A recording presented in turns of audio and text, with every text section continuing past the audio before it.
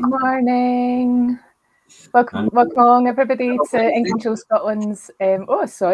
We should have coordinated it a bit better. Welcome along to In Control Scotland's monthly webinar Wednesday for August. I'm Pauline. I'm joined by Alastair.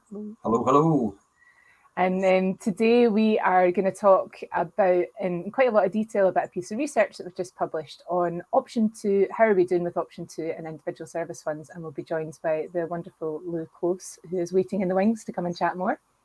Indeed. It's quite an exciting topic. And I think you were going to say, probably we're going to have a little bit of a think about simplifying it, so not jumping into too much jargon, just try to understand what Option 2 is first, because it can all be a bit daunting, can't it? Aye, definitely. And we'll find out a wee bit more about that actually when Lou talks, but that's one of the biggest kind of things about Option 2 is it's a wee bit of a mystery sometimes, and people don't quite understand it or quite get what it really means. So definitely more on that later on this morning.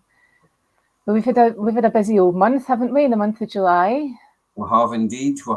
So we've had a New Roots Home meeting, and we're going to have another one of those on the 1st of September. So the New Roots Home is about really taking up the challenge of the Coming Home report and supporting people to work proactively together on an individual and on a collective basis around about creating capacity for people to move out of hospital and avoid going in there in the first place. And so if you haven't already, please have a check out of our New Roots Home website and give us a shout, and anybody's welcome to join us. And we're particularly keen, I guess, we've had good engagement from third sector and from people with, family, individuals and families with lived experience, but we're particularly interested in growing sort of like social work, commissioning, health, anybody else to join as well, to try and get as much of that well-rounded, how we can tackle the challenges of kind of accepting the support and getting more options for people, but so that people don't just get fed up and give up and continue to stay in hospital. Yeah, exactly. So great to see that. I think every time I've been along to New Roots Home, we've had somebody or more than one person join new for the first time. So word's getting out. So if you're involved, please share it. And if you're not and you want to find out more, like Alastair said, have a wee look at the website and you can find out all about New Roots Home. Yeah. But what else have we've also just opened up recruitment for our Working Together for Change programme, haven't we? Which is very exciting. So that's for people who are either using self-directed support or parents or carers for people using SDS, people working for providers, local authorities, health, anybody, advocacy, anybody who's interested and passionate about making a change in self-directed support in your community or nationally. And that's fully funded by the Scottish Government. Thank you for providing us with that funding to do that course. So there's a link to it on our website, isn't there, Alastair? Folk can find out more and apply. Absolutely. So, I mean, again, it all fits with this. With one of our main factors is not just to talk about stuff and highlight it, but actually say, okay, so where's the gap? Where's the gap between where we are now and where do we need to be? And let's get our sleeves rolled up and let's crack on together and say, some of this stuff is tricky. If it wasn't tricky, folk would have done it by now. So let's work on it. So the good thing about the Working Together for Change, I think that everybody said, is that because it doesn't just target one group, it allows a lot of folk to come together and have a much more relaxed sort of like lead into that opportunity to explore difficult topics, and a bit longer to work on it as well. So we've got a couple of messages here. As you can tell, Keith's on the comments today.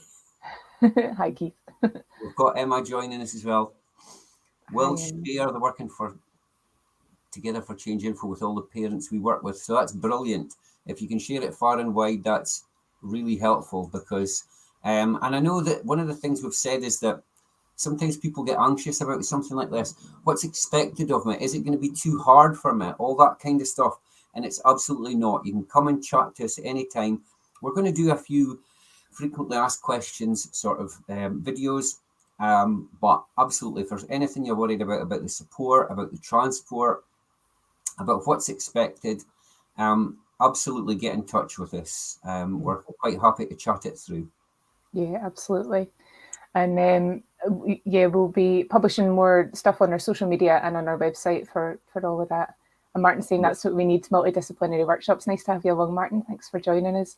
Yeah. And that's absolutely the point, is that like we all have a wee bit of none of us individually have all the answers, but when we put all the people together, we all form all the different bits of the jigsaw and put it together, and we can see the problem and the solutions from all the different angles, and that's how real change happens.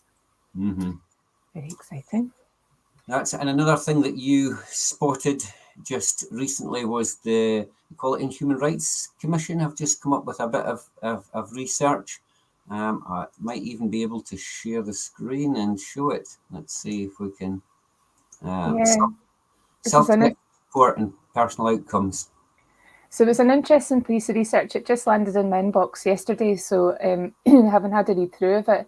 It speaks to people using self-directed support, people supporting people using self-directed support, and social workers as well, and talks about some of the positives, particularly around people who'd managed to achieve personal outcomes, but also some of the people who found it more difficult to use SDS to reach their outcomes. And quite a lot of it seems to come down, from my interpretation of it, to relationships and really good support planning and spending time at the earliest possible point in somebody's assessment and process going through SDS to really understand what the person wants to achieve and why it's important to them, and then how can you use the resources available to you to be able to do that. So it was an interesting read for me. We're definitely keen to speak with those folk and find out more and see how we can bring their experiences into what we do as well in Control Scotland. Yeah, so definitely. We could stick a link to that in the chat as well. Maybe afterwards. I'm not sure if you've got it there, but it's an interesting read for sure. Yeah, definitely. So, and you can also download it from the Equality and Human Rights Commission website as well. Mm-hmm. So, yeah, here we go. Just what Alice said. So that's just Keith reminding us that just get in touch whatever way, whether it's by phone, by email, have a chat with us, and we are quite happy to talk about that. Mm-hmm. Other stuff that's been going on? Well, a smooth segue on from good relationships and good support planning would be that our children and families lunchtime sessions are starting up after their summer break.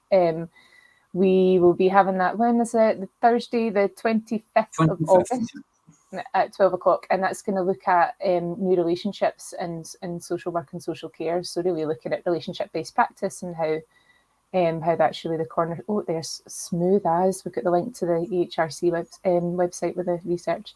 But if anybody is interested in self-directed support for children and families, you might be a parent or carer, you might be a young person, you might be working in social work, social care, any advocacy, whoever you are, you're welcome to come along and join us at the lunchtime sessions. They run the last Thursday of every month from 12 to 1:30, and send us a wee email if you want to get the link to that. Perfect. And on a more social note as well, we've been folk related to the Stay Up Late campaign have been going along to the Doon the Rabbit Hole Festival in Stirling, and Michael McEwen had a blog about it, about his experiences, his first experiences as a disabled person, his first experience of being at a festival and what he thought it was like. So I think always there's stuff you can learn about how accessible was it, did it feel good? Did it, did you feel like a place? All that kind of stuff. So I'll have a check out of his blog on the National if you can. Mm-hmm. And we are still in the planning processes for a live Stay Up Late event later on this year, probably September, October, up in Aberdeen. And we're thinking of maybe combining it with the music at night, but combining it maybe with a bit of a discussion about some of the other important topics, earlier on. So a bit of fun stuff and a bit of chat about change as well, because we like to do that. That's what we like. That's what we like to hear. And it sounded like they all had a great time, though. A fun-filled few days for sure. And nice as well for doing the rabbit hole to put on a wee talk at what they call the Duniversity, which is like the tent for people to have discussions and chats on the stage. So I believe some of the gang, including Keith from Stay Up Late Scotland, were lecturers at Duniversity, which is nice. Brilliant. Do you get an honorary degree there for that? I bet you Keith would have won a wee cap. I could see that happening. Final wee thing, I suppose, to plug before we go over to the main meat of today's conversation is about another piece of work that we're doing through our Scottish Government funded work, which is looking at what we're calling kind of the roads less travelled in self-directed support, and opening up conversations with folk working in services like addiction services, criminal justice services, homelessness services, places where SDS isn't particularly well embedded, and we'd like to do a bit of exploratory work. We'd like to get in and have a wee rummage about and see if we can understand what the barriers and the challenges are to making self-direction possible for people in a broader range of services. So going to be holding a few chats and conversations about that in the next wee month or so. So if you're interested, if you come from that bit of the world and you'd like to have a chat, please do get in touch, because I'd love to hear from you. We're just rummaging about and seeing what we can uncover just now. It'd be brilliant to hear from you. Brilliant. Okay, well, we will welcome our guest on. Here is Lou Close. Hi, Lou. Hi, good to be here. Thank you so much for joining us. Do you want to just take a wee minute just to introduce yourself, Lou? Tell us who you are, where you come from. Yeah, absolutely. So I'm Lou Close. I'm sure some people on the call will have come across me over the years. I've been around for a long time doing work around self-directed support and person-centered thinking and changing organisations to be better at what they do for many years. And I currently live in Kinlochhew, which is in the Highlands in Wester Ross. So that's been the last couple of years. Before that, I lived down in Cumbria and worked all over the UK, but pretty much working in Scotland now. And I've done bits and pieces for In Control Scotland or with In Control Scotland for quite a few years now. Most recently, I suppose, working with Alastair on the positive risk-taking stuff, risk in a real life and all of that, which was a really good thing to be involved in. Excellent. Thank you so much for joining us today and for doing this fantastic piece of work. So before we really launch into the what the research found and what it was for, Lou, would you mind telling us, we were talked at the beginning about the kind of mystery surrounding option 2 of SDS and why sometimes it can feel a wee bit less understood than some of the other options in self-directed support. Could you tell us, just in plain and simple terms for us, what is option 2? So option 2 is in between option 1 and 3, and it's meant to be quite different from the other two. That's probably the most important thing to say. Option 1 and option 3 both existed before the Self-Directed Support Act. They were kind of what we already did. So option 1 is direct payments. It's where the money comes out of a local authority or health and social care partnership and goes into the bank account of the person or the family using the service. Been around for 30 years nearly, kind of really well understood, really well used. Option 3 is what used to be the alternative to that, which was commissioned services that the local authority or health and social care partnership just got on with and delivered. And as a person using those services, you had potentially a really good experience if they were a really good service, or potentially not such a great experience if they were a really rubbish service. And that was basically your two choices: either get what you're given and like it or lump it and hope it's pretty good, or take full responsibility for the whole lot yourself and kind of get on with it. So option 2 was designed to be a bit of a midway ground between those two extremes, to give people the kind of choice and control that you got with direct payments without the direct responsibility for managing the budget, which is one of the things that quite often put people off using direct payments. So the theory was, and the definition from the Self-Directed Support Act is, that option 2 is where the money essentially comes out of the local authority and is managed and looked after by a third party, usually a provider. So it doesn't go directly to the person, it goes to a third party. So it comes away from the local authority, which means they don't have the choice and control, you do. but you don't have that same level of responsibility that you might have under direct payments. So that sounds wonderful, and it's sometimes referred to as the best of both worlds, isn't it? And we call it that in the research report. So, but you would think with something that sounds like an absolute perfect middle between full choice and control and very little choice and control, that everybody would be taking this up, but it hasn't been taken up as much as we would have thought, has it? No, not at all.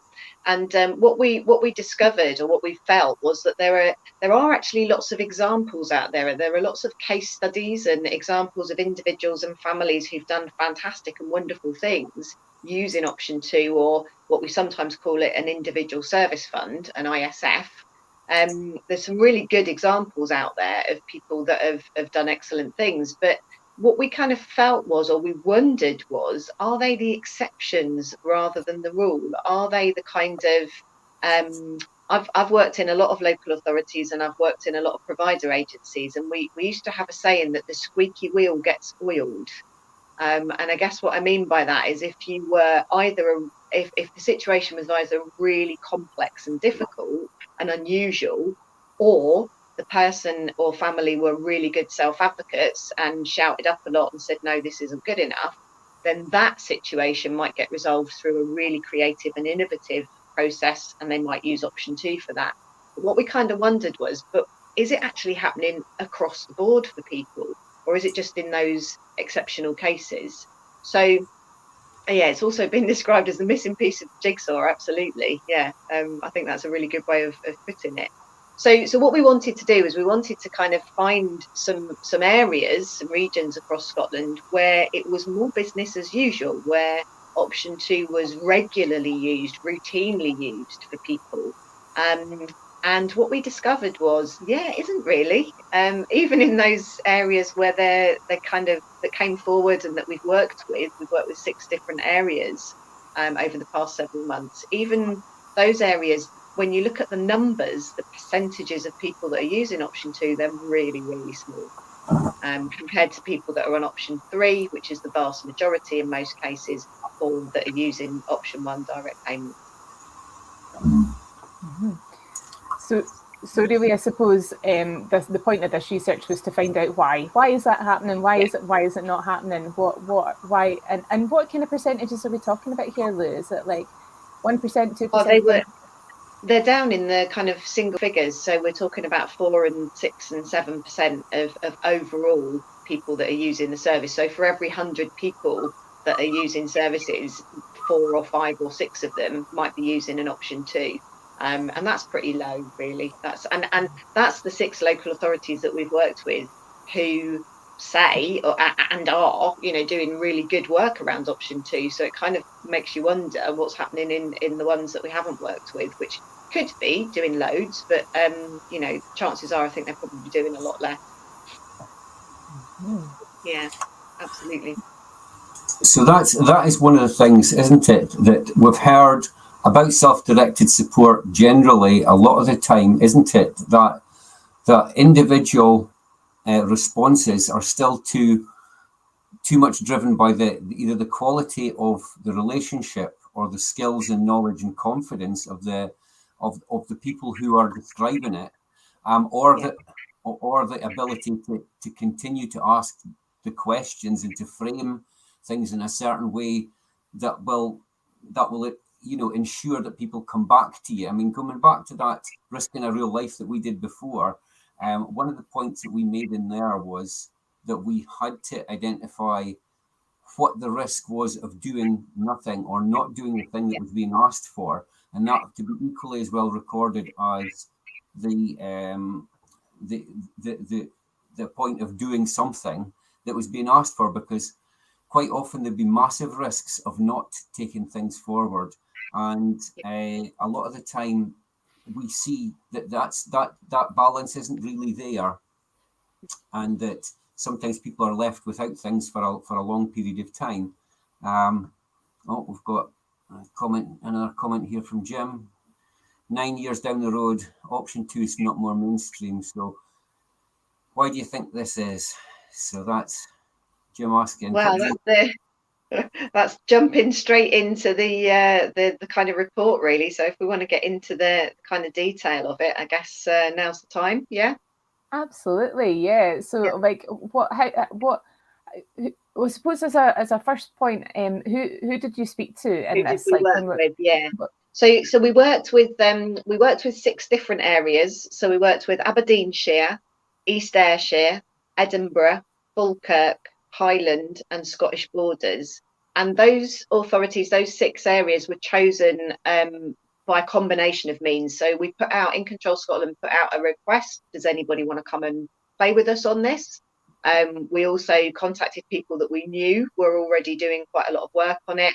And we contacted our contacts in people like Healthcare Improvement Scotland and CCPS and people like that, Coalition of Care Providers Scotland, and said, who do you know that's doing a good job? And through a combination of those kind of conversations and contacts, we came up with these 6 authorities to work with. Within those 6 areas, we then spoke to the key people who are responsible for commissioning services and overseeing things like procurement.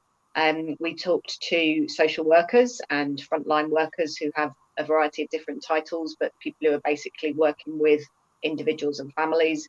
We spoke to provider organisations who were working in those areas, and we spoke to the kind of third sector organisations that are supporting people, so that have got the support in the right direction, funding to provide information and advice and support around self-directed support. We also spoke to kind of finance people and IT and systems people within the health and social care partnerships. We deliberately didn't speak to people who use services and families because we really wanted to get to the nuts and bolts of how the individual service fund works behind the scenes. And most of the individuals and families that we've spoken to in the past are really able and articulate in talking about their experience of using an ISF, an individual service fund, but not necessarily, they wouldn't necessarily know what the systems and processes are that the local authority uses to support that. So we really wanted to focus in on those nuts and bolts. And what we did was we came up with 9 questions that we asked, and we asked those 9 questions of each of the 6 areas, so that we got that kind of consistency around making sure that we spoke to the same people about the same sorts of things. Do you want me to run through the 9 questions just briefly? Yeah. Would that be useful? Yeah. Okay. So the first question was the local definition, and that's where we immediately kind of fell flat on our faces because we kind of assumed that everybody was calling it the same thing, and they're not. And that links to our first recommendation, which is let's get a national definition of this thing so that everybody's starting from the same place. So the national definition that comes from the SDS Scotland Act is really simply that an option 2 is funding allocated to a provider of choice or other third party. That's what it says in the legislation. The definitions across our 6 local authorities were quite different. Some were very similar to that, others were quite different to that. And so obviously, when those local authorities are then working with individuals and families, they're working from the starting point of their local definition rather than the national definition. So it's immediately obvious why things start going in different directions, I think. And a lot of those definitions included the words like a provider of choice, another third party, or the local authority. So they and even with the local authority at the beginning. So immediately there's a kind of expectation built in that it may still be that the money is retained and looked after and managed by the local authority, which makes you kind of wonder, so what's different? If you're starting from a perspective where the local authority can carry on holding the budget, what's different about that from option 3, basically? We then looked at numbers, so how many people have actually been using option 2 or individual service funds in each area, and we broke those numbers down. In most of the areas we were able to break those down, or they were able to break those down by what we would call client groups. So how many people of that kind of 6 or 7%, how many people of those were people with learning disabilities, with mental health issues, with older people with physical disabilities, etc., etc. So we're able to look at that a little bit more, and that's all detailed in the report. We got some examples. We got lots of examples from people. So where are you, what are you using option 2 for? Give us some examples of how it's different to option 3 and option 1. And we got lots of different examples, as you would imagine, of really exciting and wonderful things that people are doing, and that's great. But what we then went on to find out about was kind of what's the wider commissioning approach that goes around option 2. And what we discovered is option 2 is often a bit arbitrary. So what I mean by that is it's logged as an option 2. The Health and Social Care Partnership record it as being option 2, basically because the person said, oh, I quite like that provider. And that therefore is kind of ticking a box saying, well, they chose. But not in all cases does the person then actually go on to do the work with the providers.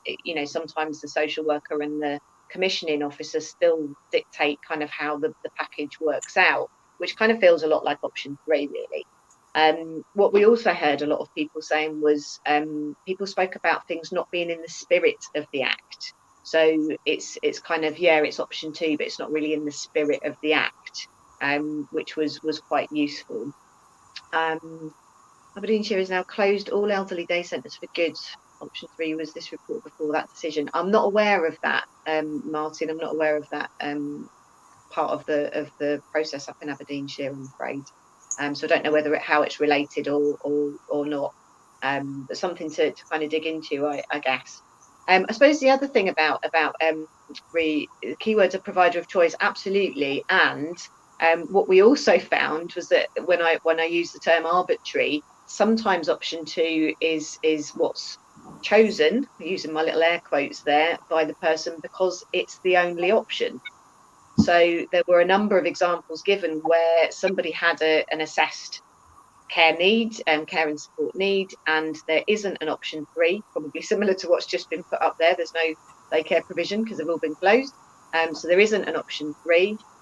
Option 1 or direct payments aren't available for whatever variety of reasons. It may be that the person doesn't want to or isn't able to manage an option 1 direct payment, nobody else is, or that there simply aren't any organisations or people out there to pay to do the work, even if you could manage a direct payment. So option 2 kind of becomes the default option. And again, that's not really a proactive choice or showing control to people.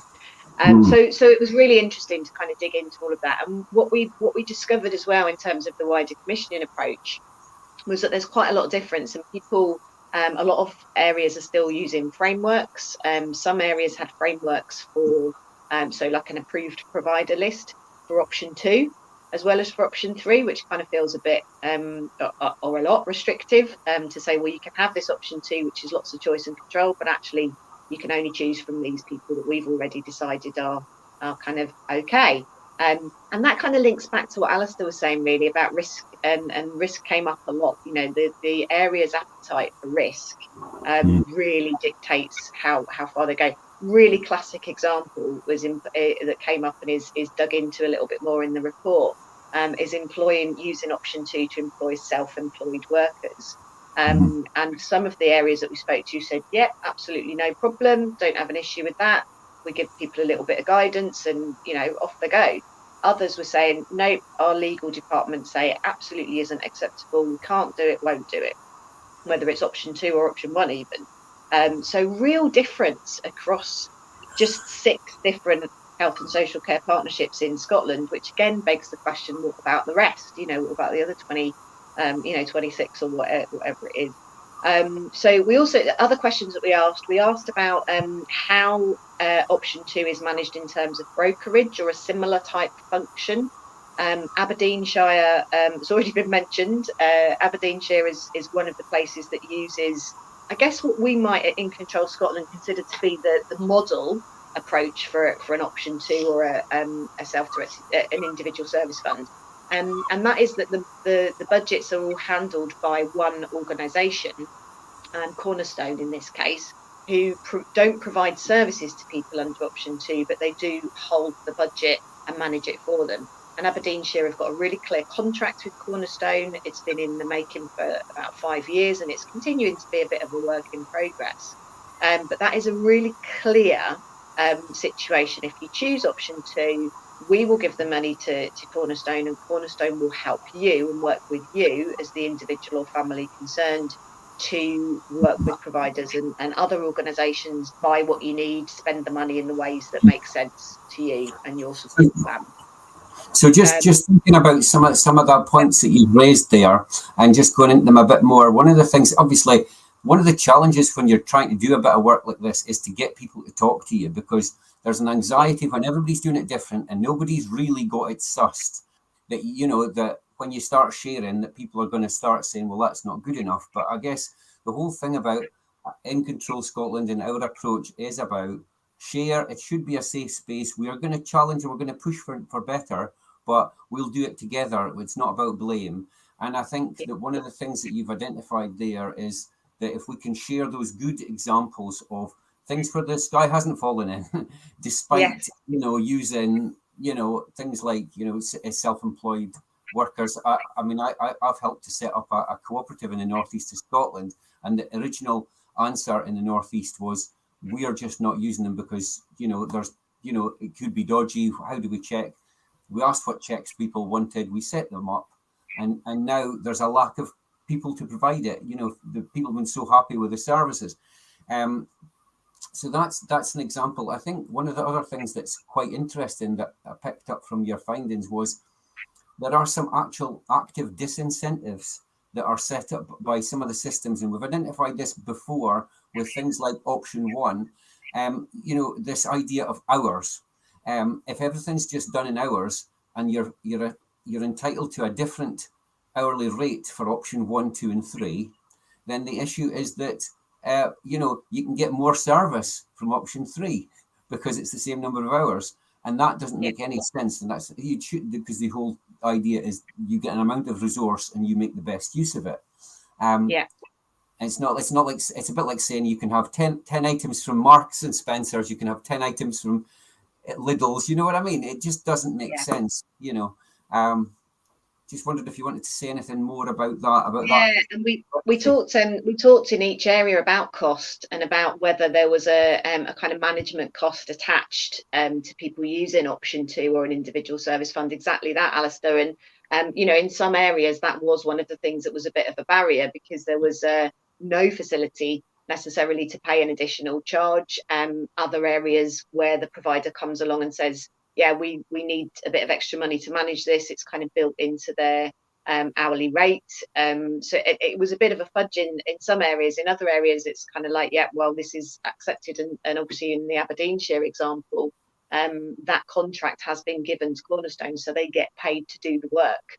And then that doesn't come out of the individual's personal budget in the same way. That's you know, what you would call a service level agreement contract with Cornerstone. So that's quite different. But yeah, there's subtleties around that.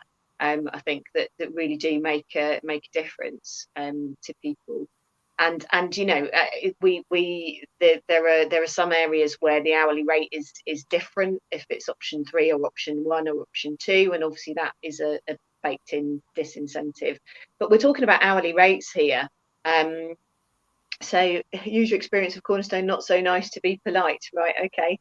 I guess there's good, bad, and indifferent in all situations, isn't there? Yeah, I mean, I'm certainly, you know, I'm talking about the situation that we discovered that was, if you dig into the report, there, you know, there's mixed experiences. It's definitely a work in progress up there, but it's a good model, and we think it's a good model anyway. I've lost my thread there slightly, talking about costs and things, but we also asked a bit about option 4. Where is option 4 at in areas, because we're kind of assuming that if people are using option 4, some of those would include an option 2. And option 4 is kind of, it felt like a bit, again, in terms of how it's recorded, it felt a bit like a bit of a mixed bag. But there were examples where people use option 4. Option 4 is a mixture of the other options. And there were examples where people use option 4 where it's a combination of a commissioned service and a direct payment, or a commissioned service and an ISF. So there was quite a few of those to kind of look at.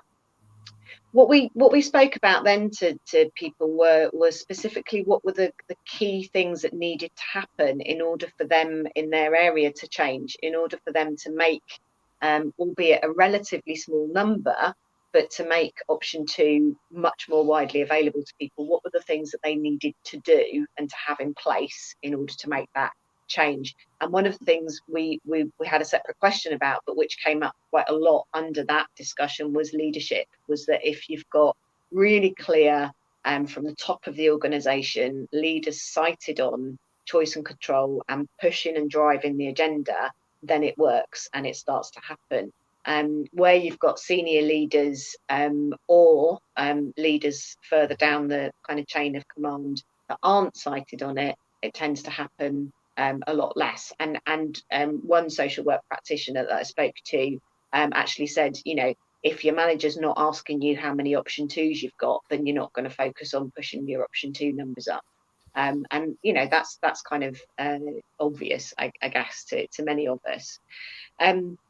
The things that people came up with in terms of things that were really important, key kind of levers of change. So leadership was one of them. Having really good training and not just going, oh yeah, we did our SDS training 10 years ago when the Act came out, so you know we're sorted. Having SDS training ongoing, having training, and this is for staff within health and social care partnerships, as well as providers, third sector organisations, and crucially people who use services and family carers and the organisations that support them, so that people understand, well, what actually is this thing that I'm being offered, and can therefore choose it more openly.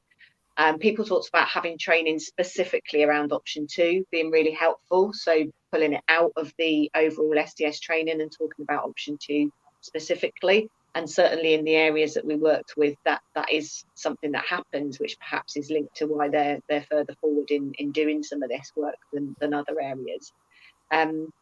People talked about having good partnership organisations, so the third sector organisations that do the information and advice, which is really important, and also having an open approach to commissioning in general, I think, which is really important. And just going back onto that point, really, we've mentioned hourly rates. That's where I went off. I lost my thread slightly. We were talking about hourly rates and cost. And hourly rates is definitely one of the things that is really restricting the application of option 2, because every authority that we work with still very much works with an hourly rate as a unit of time, as a unit of money in terms of the budget. And it works if you're paying for somebody's time, but it doesn't work if you're paying for something else. And that's, you know, it's become a bit of a blunt instrument. And what we mean, oh, sorry. I was just going to clarify that a wee bit. What we mean by that is when somebody goes through their initial assessment, it can be in terms of lots and lots of things that are nothing to do with units of time. But at the end, if your final budget or your final support plan spits out a number of hours, then it's really difficult to think about using that budget for anything other than a number of hours like that. So it's a fundamental issue in how assessment and allocation systems are kind of developed and designed, that if you spit out a number of hours at the end, it's really tricky to think about anything other than what that might look like in terms of a number of hours.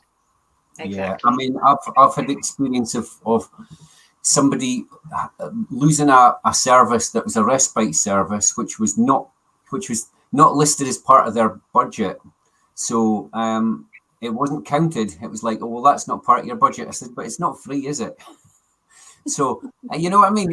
Some of the ways that we just categorize things, and the same person asking for tech support, you know, fairly cheap but technical stuff that would help improve, reduce anxiety and improve their confidence for going about and out and about different places, and being turned down because that wasn't what was put in the assessment. But the assessment was overall mental health and well-being.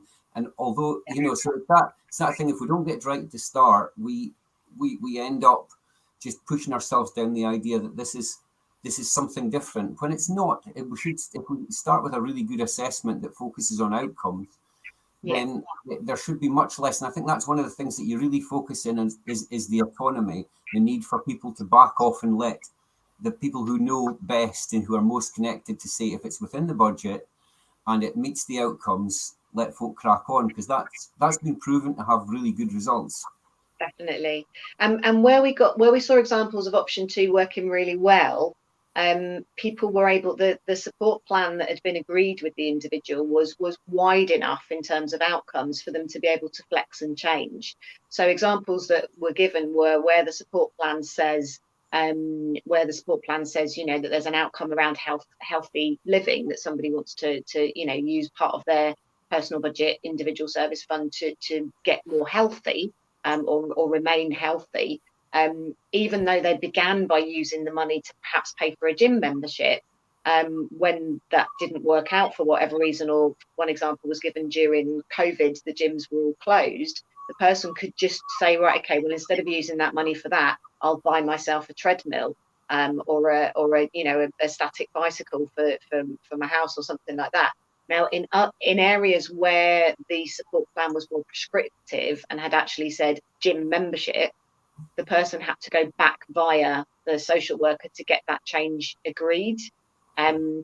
But where the support plan was wide enough and had the outcomes at the focus, they were able to flex and just spend the money. And that really is what option 2 should be about. It should be about the individual and the provider saying, right, okay, well, we said we were going to use the money for this, but it isn't working out for whatever reason. What else could we do with that amount of money that would meet that outcome? And there's lots of examples of that. So again, the support, and our second recommendation is about exactly that. It's about support plans being properly person-centred and outcomes focused, and not being, you know, reduced down to a number of hours.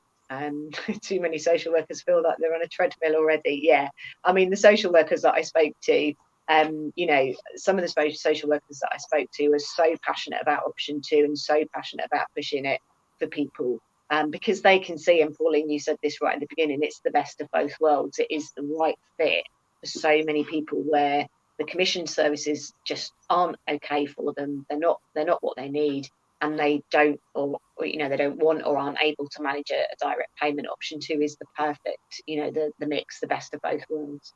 So yeah, we had our third recommendation was around, and this is kind of again picking up on what we've just been talking about, around making it easier for support providers to manage option 2 budgets for people. And again, we got a really wide range of comments when I spoke to providers. Some of the providers were massive fans of option 2 of individual service funds. I actually spoke to one who said the first experience of using an individual service fund was such a revelation in terms of how much more freedom they had to work properly, as she put it, with the people they supported, that they're proactively disentangling themselves from their option 3 contract with the local authority. And whenever a new person comes through, they're saying, no, we'll only take this on as an individual service fund. And when I said, well, what is it about the option 3 contract that's different, that you don't like? And she said, it's time and task focused. It's basically, it's not about outcomes, it's not about the individual, it's time and task focused when we've got an option 3 commissioned service. What do you think? Why do you think we're still stuck on hourly rates rather than individual service fund means we need? Well, that's the $64,000 question, isn't it? And we have a recommendation which says this needs to be looked at a national level. We need to actually do a piece of work nationally to say, you know, we've got to get back to that idea of an upfront allocation of resource that is then used by the person to meet their outcomes, not kind of directed into a number of hours before they even start thinking about what they're going to do with it. That's one of our key recommendations, because it's got to change, and looking at the whole kind of commissioning process around it, I guess. Yeah. I think I've probably covered. Let me just check which. I'll just have a look. I've got my easy read version of the report up here on my other screen, which is much easier than going through 52 pages. 52 pages. I know. So just while you're looking that up, we'll just remind folks, so you can download both of those versions, both the easy read and the full version, from In Control Scotland's website. And then we're going to be having another follow-up discussion on this on our lunchtime session on the 9th. Because I mean, we've got, like Jim's asking, how do we play a part in this? So I guess that's yeah. We're keen to keep this conversation going. And so that lunchtime session on the 9th, we'll be having a sort of like another hour on this. So again, anybody's free to join us if they want to be part of that. If you want to join in, sorry. I was just going to say, if you want to join in that, send me an email to info@in-controlscotland.org.uk and we'll send you the link. So please come along. It should be a good discussion. Sorry, Lou, go for it. No, that's okay. The one that I've missed, I think, in terms of the recommendations is that there should be an agreement at a national level as to whether or not health and social care partnerships can hold budgets around under option 2, or whether it really does need to go back to that original definition and say it's a third party or provider that holds the budget, because there are examples. I mean, some of our areas, the money stays kind of ring fenced within the local authority, but the provider's paid, kind of full weekly in advance, and they have complete control with the individual about what they can do, and they flex and do things like I've just described, buy a bike instead of going to the gym or whatever, without having to go back to the social worker.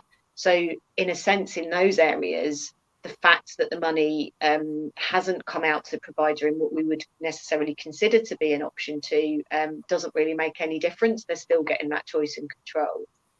But in other areas, it's the very fact that the money's left the local authority in a different way and gone to the provider to actually hold an account for retrospectively, that makes the difference for people. So there's a recommendation around that. And then the last recommendation, because we talked a bit about the one around commissioning and hourly rates and frameworks and stuff like that, getting away from all that kind of thing. The last recommendation is around worker autonomy. So what we mean by that is that individual social work practitioners and social care practitioners are trusted to do the right thing and not to have to keep checking back with managers and things like this. And certainly, as you would be unsurprised to hear, where those folk within the health and social care partnership felt they were trusted, there was an obvious kind of link to how much more choice and control the people they support have over their care and support. So if somebody feels they've got to continually go back and check with a manager who then goes back and checks with another manager, then it kind of diminishes the amount of choice and control that the person has. And again, quite different in different areas. I spoke to some practitioners who felt, if I tell my manager that I've done something, they're completely happy with that. I spoke to one of the other areas that was quite interesting was speaking to finance and kind of people from what you might call the back office, and there was a really marked difference in some areas where the finance team, in the areas where option 2 is really working well, the finance team's attitude was, well, it's not my job to say what people can or can't spend the money on. That's nothing to do with me. My job is to make the budget balance. And if the social worker and the person have agreed that they can spend the money on, I don't know, something, that's fine. It's nothing to do with me. I don't have an opinion in this. I'm the finance person. I count fees. In other areas, we did actually, one area that I spoke to was talking about finance people actually being brought into planning meetings, and that they were really, really concerned about that, because that gives a really skewed kind of message to individuals, that we've got somebody from the finance team sitting here when we're just talking about your support plan. That feels, like the wrong way to go. So those, again, two kind of extremes and everything in between. Just another kind of final point around the recommendation about kind of commissioning. There's a bit in it that talks about helping providers to proactively develop the systems they need to manage an option 2. So Edinburgh, for example, they've got 32 providers that are on their framework for option 2, but none of them had actually done anything other than sign up to the framework. So what I heard when I spoke to the providers was, the first time you actually get asked to do one, it's a really clunky, laborious process, because we've got to figure it out with that first one. Whereas once they'd got it in place, then the second one and the third one and the fourth one came through, and it all kind of getting all your ducks in a row, getting everything set up first with the provider or as a provider, so that when you get asked to do an individual service fund, you know what you're doing and you can pick it up and run with it. And again, I think there's more work that needs to be done around that. Mm-hmm. And speaking of more work to be done, since we're rapidly running out of time, this has been such an interesting chat. But we obviously started developing this research to be able to provide stuff that would be actually valuable to practitioners and organisations, and for them to learn from what's good and what's positive and possible around option 2, but also to think about the shared kind of challenges that folk might have and be struggling to overcome. So we're really keen that this isn't just a bit of research that sits on a shelf and gathers dust, that we go out and actually help to enrich the practice and develop the practice and health and social care partnerships to be able to share the good stuff and overcome the bad stuff. So what do you think happens next, Lou? So in terms of next steps, we're planning what we're calling a deeper dive with a number of the partnerships that we've been working with, to actually, because they've basically, every single one of the areas that we've worked with have been so open and honest and willing to work with us. It's been brilliant, and given that we've discovered stuff that is good, bad and ugly within all of them, lots of good stuff, I have to say, but also some kind of tricky bits and difficult bits. They've been really open about sharing some of their challenges, and all of them are really keen to do more work, to say, well, okay, we want our numbers to go up. We don't want it to be 7 or 8 or 9%. We want it to be 20 or 30%. And in theory, you've got 3 options. You should have at least 33% of people using each of them, arguably. So there's a need to do more work. And a couple of the areas we're working with, we're talking at the moment about doing some really concentrated work with them around the particularly sticky issues that came up for them as a part of this research. So that's about to start. And we're also obviously working with the National Collaboration Group, which I've got a meeting with this afternoon, to talk about how we can start leveraging some of this stuff at a national level, how we can start influencing people to have some of these conversations nationally, because it's always the case that when a national kind of a national decision is made, our 32 health and social care partnerships all go, right, okay, that's what they said nationally, now well, we're going to make that look like locally. And sometimes that's really useful, because I live in Highland and it's very different from Edinburgh in terms of the reality on the ground. So some of that is really useful and important. It can't be the same everywhere. And I think sometimes it's really not helpful where the kind of definition starts to shift, or things like what's nationally recognised in terms of whether or not health and social care partnerships can or can't or should or shouldn't hold the budget for an option 2. That ought to be decided at a national level, I think, rather than by each different partnership. So because otherwise you end up with a postcode lottery. There was a comment came up there about it changes within 5 miles. In Aberdeenshire, and I mean Edinburgh, again, just to mention Edinburgh, they're such a big, I mean they're quite small geographically, but they're massive in terms of population, and they're divided into 4 different localities, and the 4 different localities do it differently, and that's within one city. So yeah, some of these things, some of it's about responding reasonably to what's on the ground, but some of it's about actually saying, no, these are our national standards and this is what you should all be working within, parameters wise. So yeah, a lot more work to do, I think. Brilliant. We'll look forward to chatting more about that on the 9th and hearing about the next deeper dive. And I think, like always, if we just keep the channels open and people want to share their stories of good stuff and stuff that anything that they've learned and anything particularly that they've changed, whether they're part of this six key areas or not, is really helpful, because I think when people do share how they've moved forward with some of these things, that's where we get confidence to do things differently, rather than something went wrong once, so we just shut it down so it never happens again. Yeah, that's the stuff that tends to just destroy all the chances for creative work, which I think is what Keith said in one of his earlier comments. So. Mm-hmm. Well, thank you so much, Lou, for taking time to come and speak to us about this morning. We could have spent another 3 hours chatting about this because it's so interesting. But just to reiterate, come along Tuesday next week at 12 o'clock. We'll be having that interactive session. If you want to join, send us an email or get in touch via the website.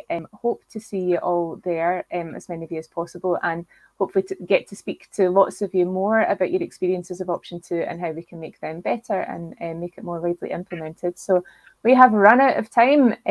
So just a big thank you to Lou and Alastair. And for all the questions and the conversations in the chat to come through, which is brilliant, we will be, and there's a wee reminder, Tuesday the 9th at 12 o'clock, come and join us for a more interactive discussion. You get to ask Lou lots of questions. And absolutely.